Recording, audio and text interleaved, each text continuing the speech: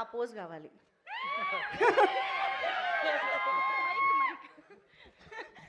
మీరు ముగ్గురు ఒక్క అడుగు ముందుకు వేరా. Yes come on, rough ఆడిస్తా.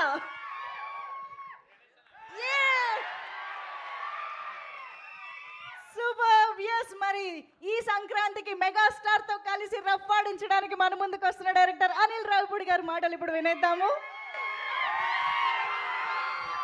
అందరికీ నమస్కారం. So first of all megastar Chiranjeevi గారికి జన్మదిన శుభాకాంక్షలు తెలియజేసుకుంటున్నాను. ఏంటమ్మా ఏరియానా ఊరు అది ఇప్పుడెందుకురా. సో ఫస్ట్ ఆఫ్ ఆల్ బర్త్డేకి మంచి గ్లిమ్స్ రిలీజ్ చేసి ఫ్యాన్స్ అందరికీ అలాగే తెలుగు ప్రేక్షకులందరికీ ఈ సినిమా ఎలా ఉండబోతుంది అని ఒక చిన్న లుక్ వదులుదాం అనుకున్నాం. సో రెస్పాన్స్ చాలా బాగుంది. సో చిరంజీవి గారిని నేను ఎన్నో సినిమాలు ఆయన సినిమాలు చూస్తూ పెరిగాను నేను. సో నాకు బాగా నచ్చిన సినిమాలు రౌడీ అల్లుడు, ఘరానా మగుడు, గ్యాంగ్ లీడర్ నేను చాలాసార్లు చెప్తూ వచ్చాను. సో ఆయన కమ్బ్యాక్ తర్వాత మళ్ళీ అలాంటి ఒక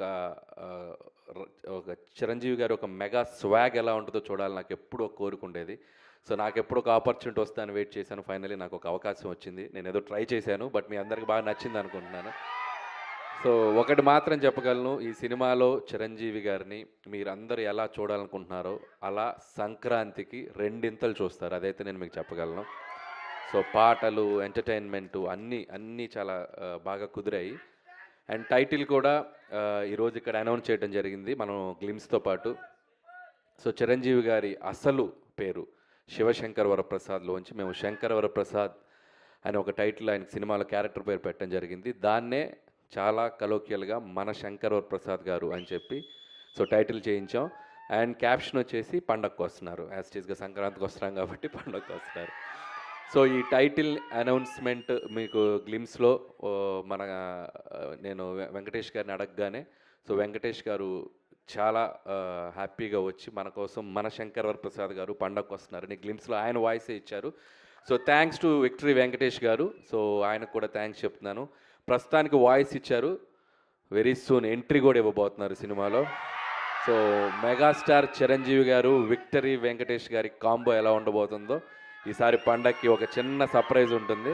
సో అది కూడా స్టెప్ బై స్టెప్ మీ దగ్గర తీసుకొస్తాం.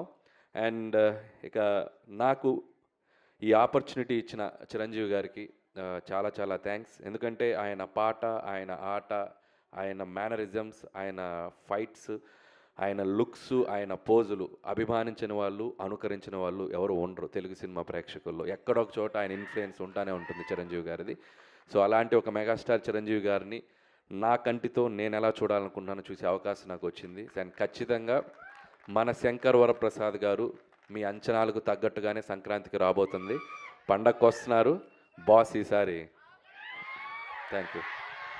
చాలా చాలా టీస్ చేసేస్తున్నారండి గ్లిమ్స్ తోనే. మేము ఇంకా సంక్రాంతికి కాంట్ వెయిట్ అన్న పొజిషన్ లో అంటే ఉన్నాము. చిరంజీవి గారు ఒక సూట్లో ఎలా ఉంటారో చూడాలనేది నాకు బాగా ఇష్టం. చాలా క్లాస్ పెట్టారు చిరంజీవి గారికి.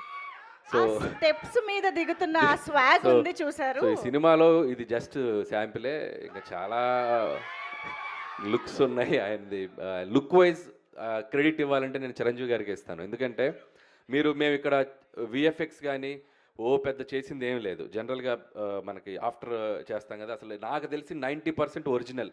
మీరు చిరంజీవి గారు చూసింది 90%, 95% ఒరిజినల్. సో ఆయన బాగా వెయిట్ లాస్ అయ్యి ఆయన లుక్ వైజ్ ఎంత కేర్ తీసుకున్నారంటే నా అదృష్టం, నాకు ఆ లుక్ దొరికింది.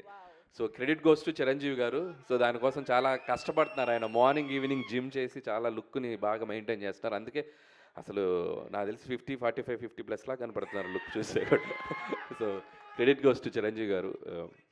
Absolutely, that is the dedication of the megastar and that is why he is megastar.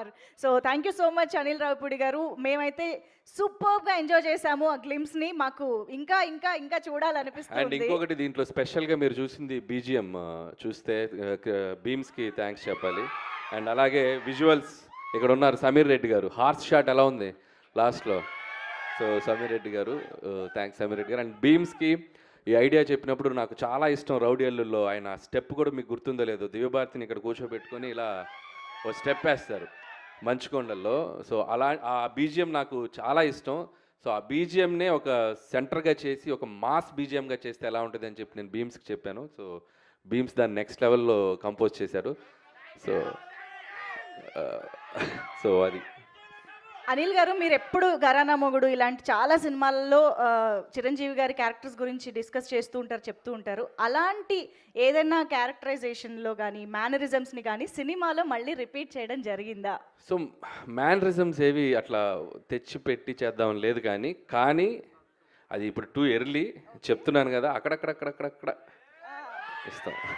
అలా అలా వచ్చి వెళ్తండి అనమాట. వాళ్ళకి అర్థమైపోయింది అన్ని థియేటర్లోనే అని. అన్నీ అక్కడే.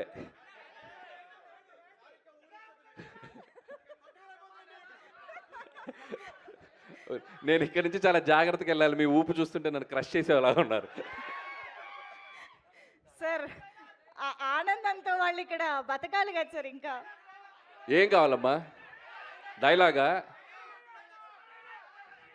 చేయి చూసావా ఎంత రఫ్గా ఉందో? రఫ్ ఆడించేస్తాం. బాక్స్ బద్దలైపోద్ది.